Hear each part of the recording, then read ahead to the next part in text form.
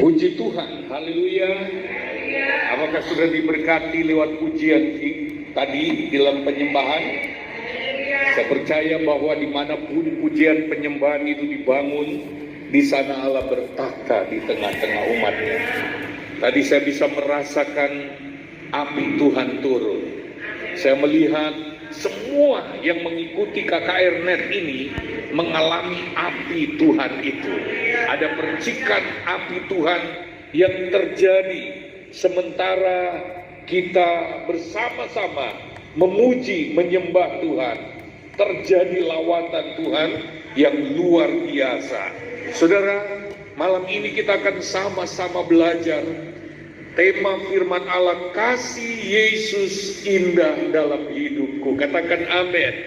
Kasih Yesus indah dalam hidupku. Tetapi ada dua sisi dari kasih itu, saudara. Kita mau mengenal lebih dalam tentang kasih Yesus.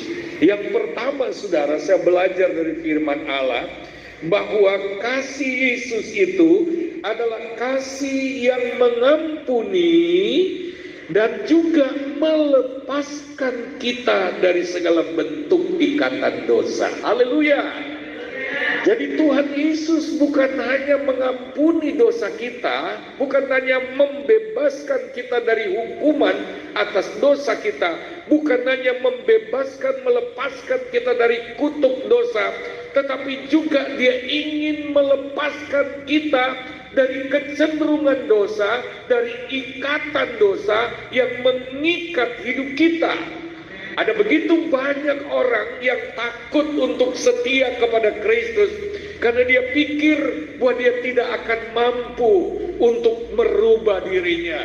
Dia belum mampu menghentikan dosanya. Tetapi berita baik pada malam hari ini bahwa hanya kalau kita ikut Yesus, maka kita punya pengharapan untuk dilepaskan dari ikatan dosa. Tuhan bukan hanya mau mengampuni engkau, tapi Dia mau bikin engkau merdeka dari segala ikatan dosa.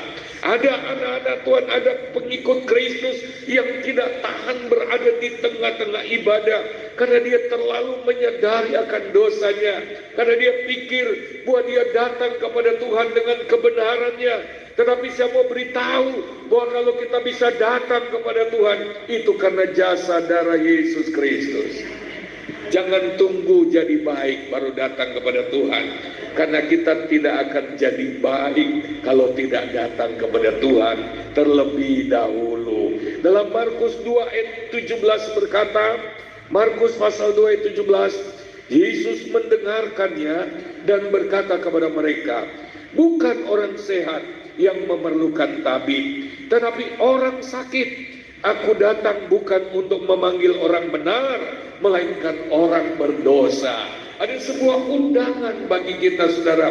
Dosa itu seperti penyakit yang menggerogoti kita.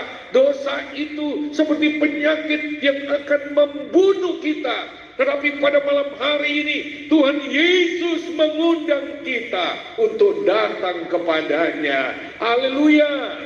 Haleluya. Diumpamakan kita ini seperti orang sakit datang kepada dokter. Saudara, kita tidak perlu ke dokter kalau tidak sakit. Saudara, jangan tunggu sembuh baru pergi ke dokter.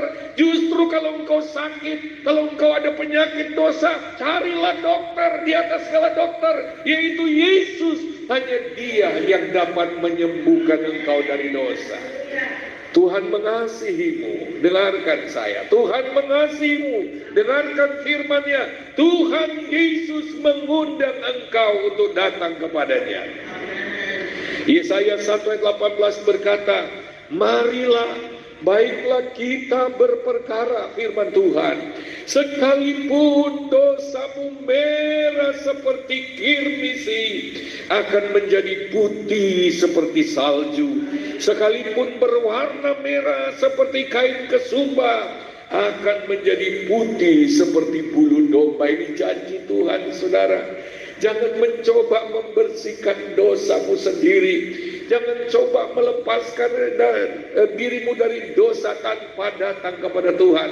Datanglah kepada Tuhan, dan Dia janji, Dia bukan hanya akan memutihkan dosamu seperti salju, tetapi juga walaupun dosamu merah seperti kirmisi, seperti kain kesumba, pasti menjadi putih seperti bulu domba. Oh, ini adalah perubahan, saudara. Ini adalah pemulihan yang dinanti-nantikan oleh banyak orang yang hari-hari ini sedang menanggung beban berat dosa dalam hidupnya. Jangan bergumul sendiri melawan dosa. Hanya Yesus yang sanggup menolong engkau. Yang kedua, saudara, kasih Yesus adalah kasih yang menerima kita apa adanya, tetapi tidak membiarkan kita tetap apa adanya seperti kita saat ini. Memang apa adanya kita, saudara, apapun kita, seburuk apapun kita, datanglah dulu kepada Yesus, karena Dia mau menerima kita apa adanya.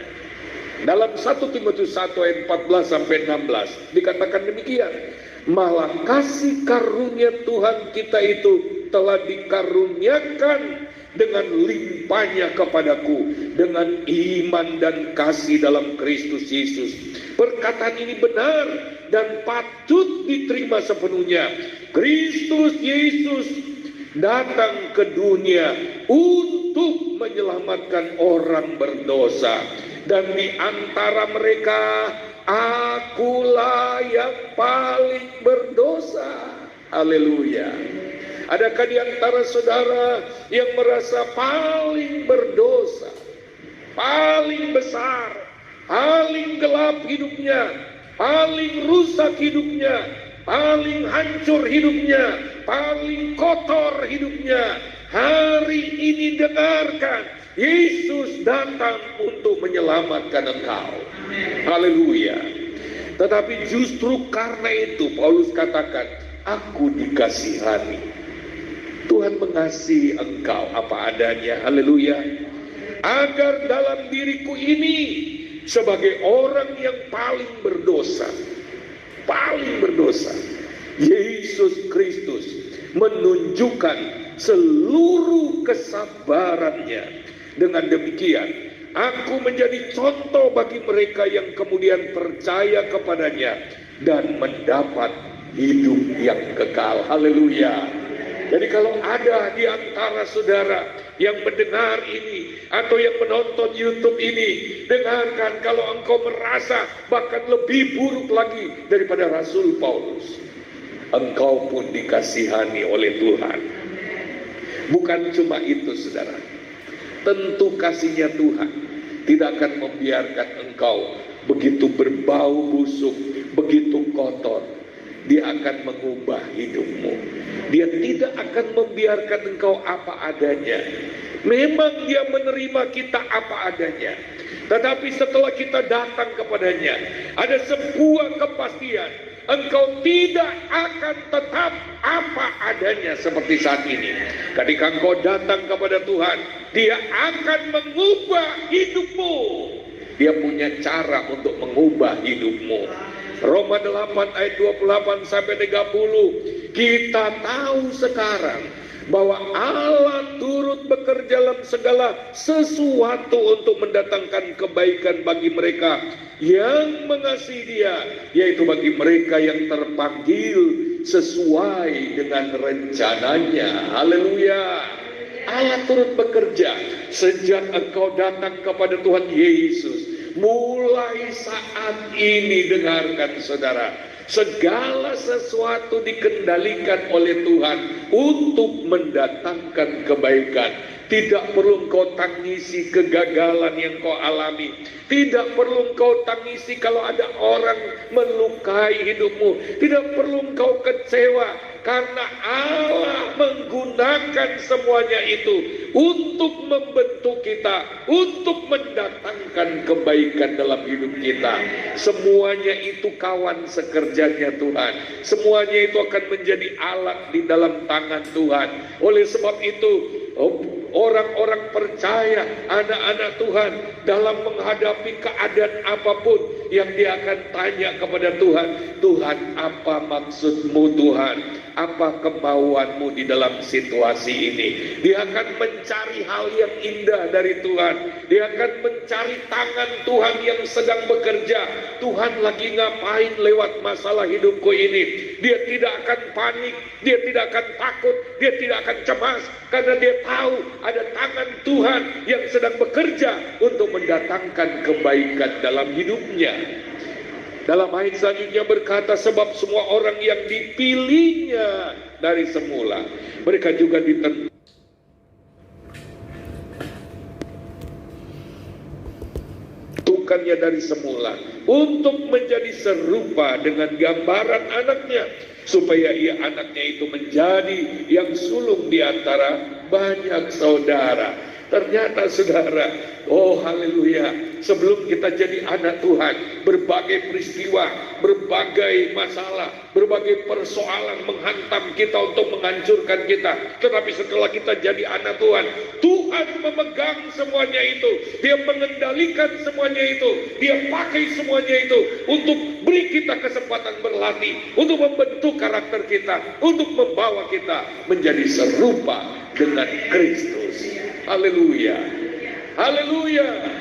Kita tahu bahwa manusia yang dipercayakan untuk menaklukkan, menguasai bumi, Adam dan Hawa sebelum mereka berdosa, diciptakan menurut gambar dan rupa Allah. Saya mau beritahu saudara, sejauh mana kita akan berkuasa dalam kehidupan ini tergantung pada pemulihan gambar rupa Allah dalam hidup kita. Oleh sebab itu, saudara dengarkan baik-baik, jangan sia-siakan setiap persoalan yang engkau alami, jangan sia-siakan setiap masalah, jangan menolak, tapi biarlah dirimu dibentuk di tengah-tengah persoalan itu. Haleluya. Semakin banyak masalah kita alami, semakin cepat pembentukan gambar rupa Allah. Kalau kita dibentuk menurut gambar rupa Allah, kalau gambar rupa Allah itu dipulihkan dalam hidup kita, kita akan mendengarkan kembali sebuah jaminan. Penuhilah bumi, taklukkanlah bumi, berkuasalah atas segala isinya. Haleluya, haleluya. Oh, ada kuasa penaklukan. Ada anak-anak Tuhan yang gambar Kristusnya mulai muncul. Oleh sebab itu, jangan cari kambing hitam, jangan pahit hati ketika ada masalah menghantam hidupmu. Jangan cari siapa yang salah, tetapi respon. Allah sedang bekerja membentuk engkau. Ini cara pandang baru anak-anak Tuhan. Berapa banyak persoalan yang menyedihkan, berapa banyak persoalan yang melukai hati, berapa banyak masalah yang membuat hatimu kecewa, yang disia-siakan. Dengarkan saudara, manfaatkan, karena tidak banyak kesempatan. Saya sudah lama belajar ini. Oleh sebab itu, cara saya merespon sudah beda. Cara saya melihat persoalan itu beda. Karena saya tahu kalau Allah sudah izinkan persoalan itu terjadi, berarti Dia sedang merendah hidup saya. Berarti Dia sedang memperindah hidup saya. Saya tidak boleh salah merespon. Sebab kalau saya salah merespon, saya sedang merusak apa yang Allah sedang kerjakan. Saya sedang menghancurkan pembentukan Allah yang begitu indah. Padahal Dia sedang membentuk hidup saya menjadi lebih baik, lebih indah, menjadi semakin serupa dengan gambarnya. Karena ada kepercayaan, ada kuasa yang Dia ingin percayakan dalam hidup saya. Sayang sekali, banyak kali ketika gambar itu sudah mau jadi, saya sobek-sobek dengan perilaku respon saya, dengan pikiran negatif saya. Dan saya sadar terjadi delay, terjadi penundaan.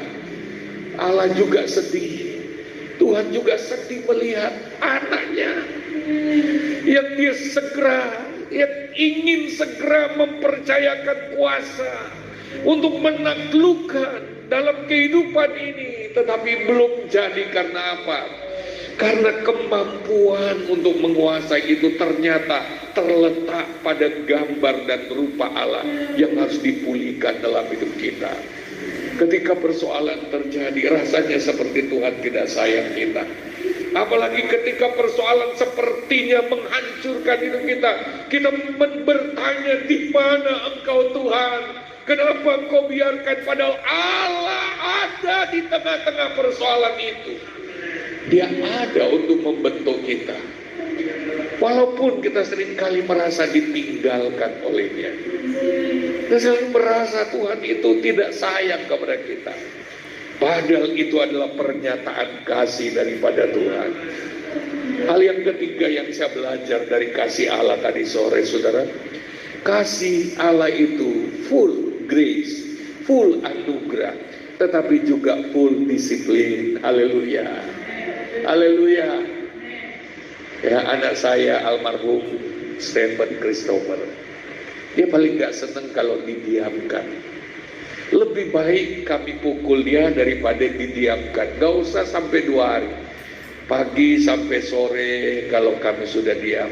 Dia mengatakan lebih baik dicubit, lebih baik dipukul pakai apa, dan selesai ketimbang didiamkan. Karena apa? Dia merasa dicuekin itu lebih menyakitkan. Dia merasa tidak dianggap anak lagi. Dia merasa sudah ditolak. Oleh sebab itu dia akan dengan senang hati dijewer, dia akan senang. Saudara, kalau Allah masih disiplin kita, itu dia masih sayang kita. Haleluya, haleluya. Oleh sebab itu kalau kita punya teman sedang mengalami disiplin Tuhan, kata-kata pertama yang harus kita katakan kepadanya, Tuhan sayang kamu. Haleluya. Kalau kita berkunjung pada seorang kawan atau saudara seiman yang sedang mengalami masalah besar, katakan kepadanya, Tuhan sayang kamu. Tidak semua orang, saudara, kalau Tuhan tidak disiplin kita, itu dia tidak mengakui kita sebagai anak lagi. Ibrani 12 ayat 5 sampai 13. Dan sudah lupakah kamu akan nasihat yang berbicara kepada kamu seperti kepada anak-anak? Hai anakku, janganlah anggap enteng didikan Tuhan. Amin. Dan janganlah putus asa apabila engkau diperingatkannya. Didikan, pertama Tuhan disiplin kita, lalu dia peringatkan, karena Tuhan menghajar orang yang dikasihinya, dan ia menyesah orang yang diakuinya sebagai anak. Haleluya, haleluya. Oh saudara, kalau saudara memelihara anak, saudara didik dengan baik, lalu saudara lihat anak tetangga, waduh, yang hidupnya rusak, yang hidupnya hancur, yang hidupnya dibenci oleh masyarakat karena perilakunya, kita kasihan. Amin. Andai kata itu anak kita, kita mau bantu. Tapi dia bukan anak kita, biarkan saja. Artinya saudara, kalau Allah tidak didik kita, kita pasti rusak, kita pasti hancur. Masih lebih baik dihancurkan sesuatu dalam hidup kita untuk pulihkan kita, tapi dia biarkan kita hancur total. Allah mengasihi kita. Kasih Allah itu full anugerah, tapi juga full disiplin. Oleh sebab itu kita harus siap apabila Tuhan disiplin kita. Kita harus relakan hati kita. Amin. Kita harus rela menerima didisiplin oleh Tuhan. Yang keempat saudara, kasih Kristus itu adalah kasih yang full berkat, full blessing, tetapi juga full tanggung jawab. Katakan bersama, tanggung jawab. Karena anak-anak Tuhan kalau dikasih berkat, tidak dikasih tanggung jawab atas berkat itu, berkat itu bisa merusak hidupnya. Seperti anak bungsu yang hilang, dia menerima berkat tapi tanpa tanggung jawab, dan akhirnya berkat itu menghancurkan hidupnya.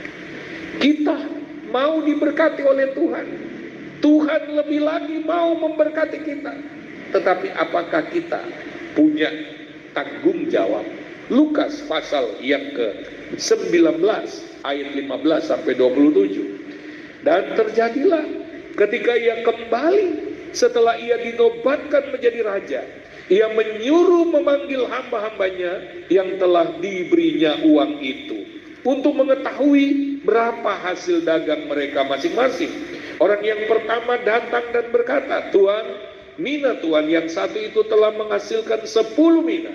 Katanya kepada orang itu, "Baik sekali perbuatanmu itu, hai hamba yang baik. Engkau telah setia dalam perkara kecil. Karena itu, terimalah kekuasaan atas 10 kota." Seberapa besar keuntungan yang kita berikan pada Tuhan, akan ada kompensasi, akan ada perluasan wilayah sesuai sejauh mana kita bisa dipercaya, kita bisa setia di dalam apa yang Tuhan percayakan kepada kita. Artinya, ketika kita tidak setia, kita yang rugi sendiri. Oleh sebab itu, ketika Tuhan mempercayakan atau ketika kita dipercayakan mengerjakan sebuah pekerjaan atau sebuah pelayanan, jangan lakukan itu untuk manusia. Lakukan dengan setia kepada Tuhan. Banyak berdoa supaya engkau tidak kehilangan semangat mengerjakan itu. Banyak berdoa supaya kasih Allah membakar hatimu untuk melakukan itu. Banyak berdoa supaya api Roh Kudus tetap membakar hatimu, supaya kau bisa melakukan itu sebaik-baiknya untuk Tuhan. Kita harus mendatangkan keuntungan bagi Tuhan dalam apapun yang Tuhan percayakan pada kita. Jaga hatimu penuh dengan cinta mula-mula. Datanglah yang kedua dan berkata, "Tuan, mina Tuan telah menghasilkan 5 mina."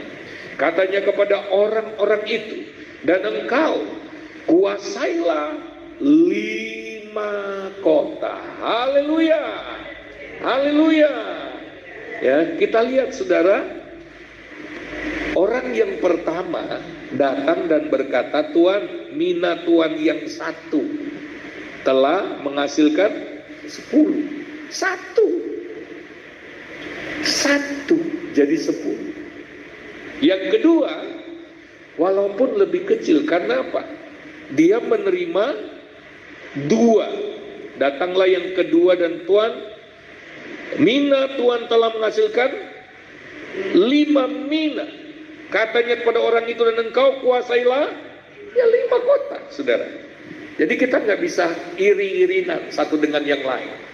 Kalau Tuhan memberkati satu orang, memperluas wilayahnya melebihi diri kita, maka kita tidak bisa iri pada orang itu.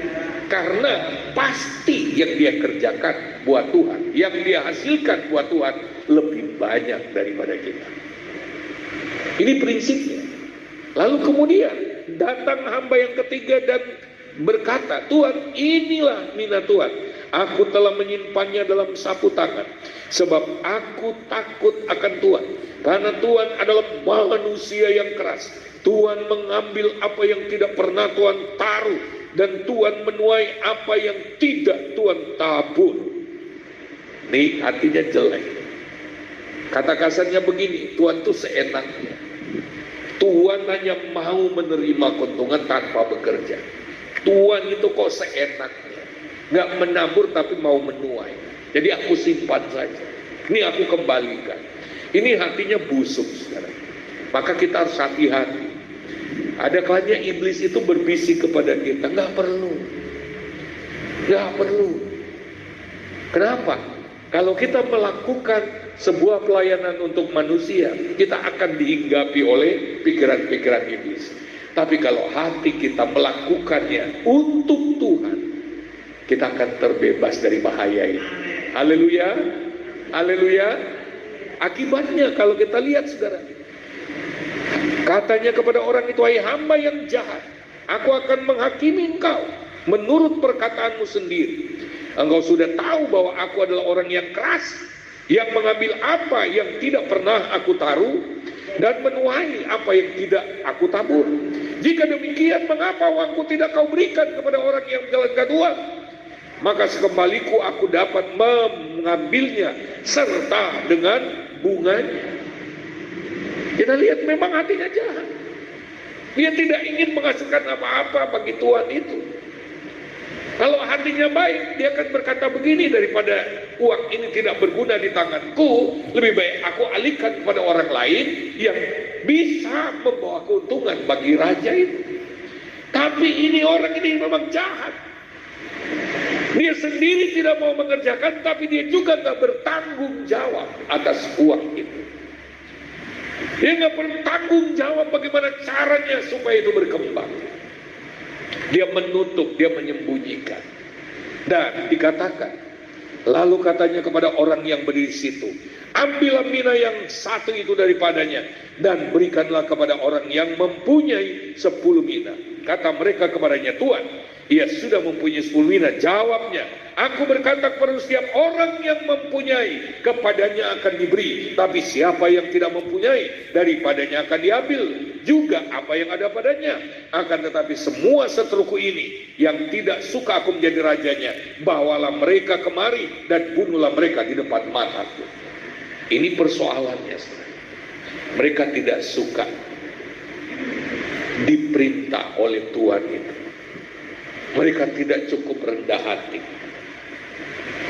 Harga diri mereka menghalangi mereka untuk menjadi alat kerajaan Allah. Mereka tolak. Enggak, saya enggak mau. Hati-hati saudara. Kalau kita sedang dipercaya oleh Tuhan, kita sedang diberi instruksi oleh Sang Raja. Penolakan itu berarti pemberontakan. Haleluya. Haleluya. Oleh sebab itu ketika kita dipercayakan suatu barangkali terasa berat, lebih baik kita lipat lutut minta kekuatan dari Tuhan. Kalau itu memang dari Tuhan, jangan menolak. Haleluya. Kalau Tuhan mempercayakan suatu pada kita, berdoalah supaya Tuhan menolong engkau untuk melakukan. Karena kita tidak akan bisa mengerjakan pekerjaan Tuhan dengan kekuatan kita sendiri. Yang kelima, saudara, kasih Allah itu adalah kasih yang murah hati, tetapi bukan kasih yang murah hati. Roma 9 ayat 15 sampai 16. Sebab ia berfirman kepada Musa, aku akan menaruh belas kasihan kepada siapa aku mau menaruh belas kasihan, dan aku akan bermurah hati kepada siapa aku bermurah hati. Jadi hal itu tidak tergantung pada kehendak orang atau usaha orang, tetapi kepada kemurahan hati Allah. Maaf, jangan kepedean, saudara. Jangan seolah-olah kita berkata, oh Allah sangat membutuhkan saya. No. Kalau Allah memilih kita itu pilihan kasih karunia, cuma karena Tuhan mengasihi kita, cuma mesakewai, cuma karena kemurahan Tuhan. Artinya kalau kita jual mahal, kita yang rugi sendiri. Karena untuk bisa dipakai oleh Tuhan, itu hal yang sangat berharga, sangat bernilai. Bukan karena kita hebat, tapi semua cuma karena kemurahan hati Tuhan. Artinya kalau dibandingkan dengan orang lain masih lebih baik dari kita. Kalau cuma pilih kualitas manusiawinya, kalau cuma pilih kepinteran manusia, aduh, saya apalagi. Sampai hari ini itu saya masih sering dihinggapi rasa minder. Saya masih sering merasa siapa saya. Saya bukan orang yang berpendidikan tinggi. Kalau saya bisa bicara di mana-mana, hal pertama yang saya selalu bicara pada pikiran hati saya, hati-hati kamu. Jangan merasa sok hebat. Jangan merasa tanpa kamu lalu acara ini tidak berjalan. Hati-hati. Karena semua hanya oleh kemurahan Tuhan saja. Sekali dia lepaskan kita jadi sampah yang tidak berguna. Tetapi sekali dia ambil kita, walaupun kita tadinya sampah, dia bisa ubah hidup kita jadi indah bagi kita. Oleh sebab itu jangan jual mahal terhadap Tuhan. Amin. Tuhan itu murahan, tapi dia bukan yang murahan, saudara. Roma 11 ayat 21 sampai 23. Sebab kalau Allah tidak menyayangkan cabang-cabang asli, Ia juga tidak akan menyayangkan kamu. Sebab itu perhatikanlah kemurahan Allah dan juga kebesarannya, yaitu kekerasan atas orang yang telah jatuh, tetapi atas kamu kemurahannya, yaitu jika kamu tetap dalam kemurahannya, jika tidak kamu pun akan dipotongnya juga. Ini gambarannya adalah orang Israel, umat Tuhan perjanjian lama, dan kita orang kafir yang dicangkokkan. Akibat ketidaksetiaan mereka seperti dipotong, ranting yang dipotong. Kalau mereka cabang asli kata firman Tuhan, bisa dipotong oleh Tuhan. Namun satu waktu Tuhan ingin mencangkokkan mereka kembali. Apalagi kita yang carang dari ranting yang liar kata firman Tuhan. Makanya jangan sombong. Hanya kemurahan Tuhan kita boleh jadi anak Tuhan. Amin. Haleluya. Hanya karena kasih Tuhan saja. Oleh sebab itu mari kita hargai kasih Tuhan. Kita mau mengasihi Dia lebih sungguh-sungguh.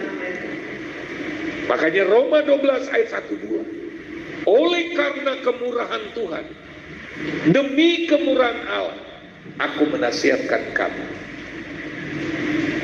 supaya kamu mempersembahkan tubuhmu sebagai persembahan yang hidup, yang kudus, dan yang berkenan kepada Allah. Itu adalah ibadahmu yang sejati. Amin.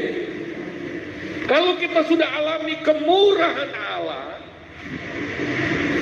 yang tadinya kita seperti sampah yang akan dibakar, namun kita direbut kembali, Allah cuma minta, ayo persembahkan hidupmu sebagai persembahan yang hidup, yang kudus, berkenan kepada Allah.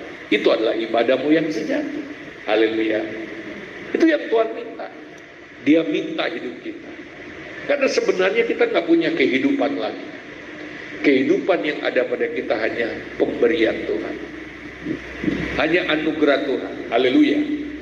Haleluya. Hanya Tuhan yang beri. Artinya, Dia sudah bayar hidup kita. Oleh sebab itu dalam 1 Korintus pasal 6 ayat 19-20, kita sudah ditebus, harganya sudah lunas dibayar. Oleh sebab itu muliakanlah Allah dengan tubuhmu. Amin. Haleluya. Haleluya. Tanamkan dalam hati bahwa diri kita ini, tubuh kita ini bukan milik kita lagi, tapi milik Tuhan. Kita sudah dibayar. Sekali lagi, kalau saudara dititipi barang oleh seorang, saudara sadar itu bukan barang milikmu, saudara pasti hati-hati. Amin.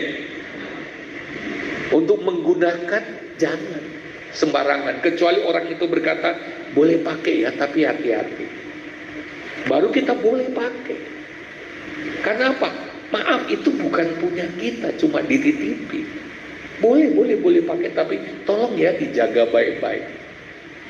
Harusnya hidup kita ini juga kita jaga baik-baik, karena hidup kita bukan punya kita lagi, tapi punya Tuhan. Gak boleh seenaknya. Ayat 2 dalam Roma 12 berkata kita harus berubah. Katakan berubah. Jadi Tuhan tidak mau kita tetap apa adanya.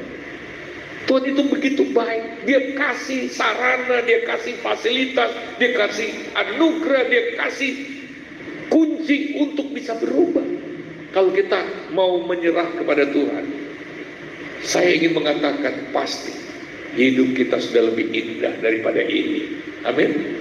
Daripada keadaan kita sekarang ini. Tuhan punya cara yang luar biasa untuk mengubah hidup kita. Maukah saudara diubahkan oleh Tuhan? Haleluya. Mari kita teriak haleluya. Yang keenam, kasih Allah itu adalah kasih yang menguji kita untuk mempromosikan kita. Amin. Hati-hati saudara, ada saatnya sebuah keadaan diizinkan terjadi dalam hidup kita. Hanya untuk menguji sejauh mana kita berespon. Kalau responnya masih daging, Tuhan belum bisa percaya kita. Kalau respon kita masih kekanak-kanakan secara rohani seperti jemaat Korintus, seperti Ibrani pasal yang keempat, pasal yang kelima, belum dewasa, ya kita belum bisa dipromosikan. Ujian dari Tuhan sebenarnya untuk memberi kita kesempatan meningkatkan kerohanian kita. Katakan amin. Oleh sebab itu sekali lagi, ingatlah saudara, ingat selalu dalam hati. Kalau ada masalah datang, yang pertama Tuhan sedang bekerja, amin. Yang kedua Tuhan sedang menguji sejauh mana respon kita. Ayub berkata dalam kitab Ayub 23 ayat 8 sampai 12, sesungguhnya kalau aku berjalan ke timur, ia tidak di sana, atau ke barat, tidak kudapati dia. Di utara ku cari dia, ia tidak tampak. Aku berpaling ke selatan, aku tidak melihat dia. Ayub kehilangan Tuhan, seolah-olah Tuhan tinggalkan dia. Di mana Tuhan? Di mana Allahku? Allah membiarkan Ayub yang sedang menderita, sehingga Ayub seperti seorang anak mencari-cari bapaknya. Di mana bapakku? Padahal dia sedang begitu menderita. Tetapi kita lihat sikap Ayub selanjutnya. Dia bilang begini, ini keyakinan Ayub. Karena ia tahu jalan hidupku, seandainya ia menguji aku akan timbul seperti emas. Haleluya. Kakiku tetap mengikuti jejaknya, aku menuruti jalannya dan tidak menyimpang. Perintah dari bibirnya tidak kulanggar. Dalam sanubariku kusimpan ucapan mulutnya. Haleluya. Ini dia anak Tuhan yang dewasa. Ketika dia sedang mengalami penderitaan yang begitu berat. Kalau kita menderita, kalau kita sedang dalam ujian, kalau kita sedang mengalami masalah besar, seringkali kalau kita berdoa, kita masih merasakan kehadiran Allah. Kita masih merasakan jamahan Tuhan. Kita masih merasakan ada tangan Tuhan yang membelai kita. Tapi Ayub dalam pembacaan tadi, sementara tubuhnya penuh dengan kanker, penuh dengan bisul, dia ditinggalkan istrinya, dia ditinggalkan, dia diserang teman-temannya. Praktis dia tinggal seorang diri. Dalam keadaan seperti itu, Tuhan seperti menarik hadiratnya dari Ayub. Dia mencari-cari ke selatan, ke utara. Saya membayangkan begini, ada seorang anak Tuhan yang sedang dihajar habis-habisan. Dia pergi ke hamba Tuhan satu, KKR satu, maju ke depan didoakan, tapi dia tetap kering. Tuhan, di mana Engkau? Mungkin dalam hatinya berkata, enggak apa-apalah aku menderita seperti ini, tapi jangan Engkau ambil rohmu daripadaku. Jangan Engkau tarik hadiratmu daripadaku. Tapi Ayub mengalami itu. Ini penderitaan yang berlipat kali lebih berat dari penderitaan fisik. Kami pernah mengalami duka cita yang mendalam, tapi di tengah-tengah duka cita itu kami masih bisa merasakan lawatan Tuhan. Tapi ini Ayub enggak. Ini mengerikan sekali. Tidak ada kehidupan yang mengerikan luar biasa. Ketika hidupnya seperti sedang dikeruas-keruas, di blender, mau dihancurkan, lalu perasaannya dia ditinggalkan oleh Tuhan. Namun walaupun seperti itu, Ayub tetap menguatkan hatinya. Dia tetap percaya bahwa ini adalah ujian. Kalau dia menguji aku mau muncul seperti emas. Itu berarti apa? Ujian yang Ayub alami saat itu seperti api yang membakar. Karena emas tidak akan pernah jadi murni tanpa dibakar dalam api. Itulah yang Ayub rasakan, seperti dilemparkan di dalam dapur api, dibakar hidup-hidup. Oh, tapi dia tetap percaya, ini ujian, ini akan meningkatkan imanku. Justru inilah kesempatan, aku akan muncul lebih bersinar lagi. Mari kita mau contohi Ayub. Haleluya, haleluya. Sedikit lagi, saudara. Yang ketujuh, kasih Allah itulah kasih yang menjaga, kasih yang memelihara, kasih yang menggendong kita. Tetapi kasih Allah juga adalah kasih yang melatih kita. Amin. Jadi kita seperti dimanjakan. Ada banyak kesaksian saudara ketika baru bertobat. Seorang anak Tuhan baru berdoa minta apa saja cepat dijawab. Tetapi setelah dia sudah beberapa lama ikut Tuhan, dia mulai dilatih imannya. Yang pertama, dia mengalami kasih karunia demi kasih karunia. Yang kedua, Tuhan mulai menuntut imannya. Kalau kamu nggak kuat iman, kamu nggak dapat. Artinya apa? Kamu harus banyak firman untuk punya iman yang menghasilkan mujizat. Tidak terus-menerus, saudara. Yesaya 46 ayat 4 memang menjanjikan demikian. Sampai masa tuamu, aku tetap dia, dan sampai masa putih rambutmu, aku menggendong kamu. Aku telah melakukannya dan mau menanggung kamu terus. Aku mau memikul kamu dan menyelamatkan kamu. Wow, enak. Dia mau gendong kita, dia mau selamatkan kita. Dia tetap memelihara kita. Haleluya. Tapi dalam Ulangan 32 ayat 11, Ulangan 32 ayat 11, laksana Raja Wali menggoyang bangkitkan isi sarangnya, melayang-layang di atas anak-anaknya, mengembangkan sayapnya, menampung seekor dan mendukungnya di atas kepaknya. Begitulah Tuhan menuntun kita umatnya, melatih kita. Ketika anak Raja Wali sudah cukup umur, induk Raja Wali melihat sudah waktunya kenyamanannya diobrak-abrik. Sudah waktunya dia belajar terbang. Selama ini induknya yang bawakan dia daging di sarangnya. Tapi induknya melihat dan induknya tahu sayapnya sudah mulai tumbuh. Dia tidak boleh malas-malesan lagi. Lalu kemudian, sarangnya digoyang, bangkitkan, diobrak-abrik sampai hancur. Tidak punya sarang lagi. Bahkan anak-anaknya terpaksa harus terlempar dan belajar melatih sayapnya. Tetapi percaya, pada waktu Raja Wali anak ini terlempar dari sarangnya dan dia mulai terjun bebas. Mungkin dia menjerit-jerit, "Mama, mama, hancur! Mama, mama, aku mau hancur!" Tiba-tiba sang induk Raja Wali menyambar dia kembali, mendukung, beri dia kekuatan, dia pulih lagi. Lalu kemudian dilepaskan lagi.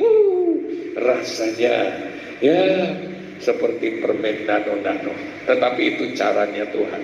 Pernah saudara mengalami, seringkali baru saja bernapas lega, persoalan baru berlalu, tiba-tiba persoalan baru datang lagi.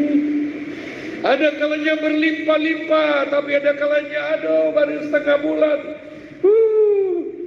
Secara finansial ada yang menyedot keuangan kita, ada yang sakit, ada banyak yang bisa menyedot keuangan kita. Dan kita mulai menggap-menggap, belum akhir bulan keuangan kita sudah mepet. Seperti anak Raja Wali yang dilemparkan lalu kemudian suruh latihan terbang, tetapi belum kuat. Berkali-kali anak-anak Tuhan mengalami keadaan itu. Tapi buktinya sampai hari ini kita masih selamat. Haleluya. Getir rasanya pada waktu kita mengalami keadaan-keadaan seperti itu. Tapi buktinya kita masih ada sampai hari ini. Haleluya. Kasih Tuhan memang ada kalanya lembut, tapi ada kalanya tegas. Karena Dia tidak mau membiarkan kita apa adanya. Dia mau perindah hidup kita. Kalau dengar firman Allah ini, saya percaya tidak ada dari kita yang tidak dapat jawaban. Tuhan itu lembut, tapi Tuhan itu juga tegas. Amin. Tuhan itu penuh kasih, tapi juga penuh kecemburuan. Makanya kalau kita tahu Tuhan itu begitu sayang kepada kita, jangan permainkan kasih-Nya. Amin. Karena Allah kita adalah Allah yang cemburuan. Kalau Dia cemburu, bahaya. Jangan bangkitkan kecemburuan Allah.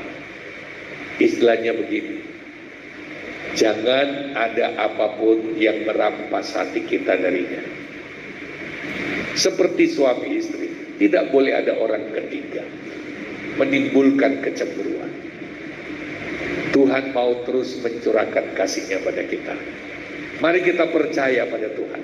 Walaupun kita tidak selalu mengerti, tapi kita mau percaya kepada Tuhan. Haleluya. Saya ajak kita mau menyanyi nyanyian yang kita pernah belajar. Ku tahu sekarang, mari maju ke depan. Haleluya.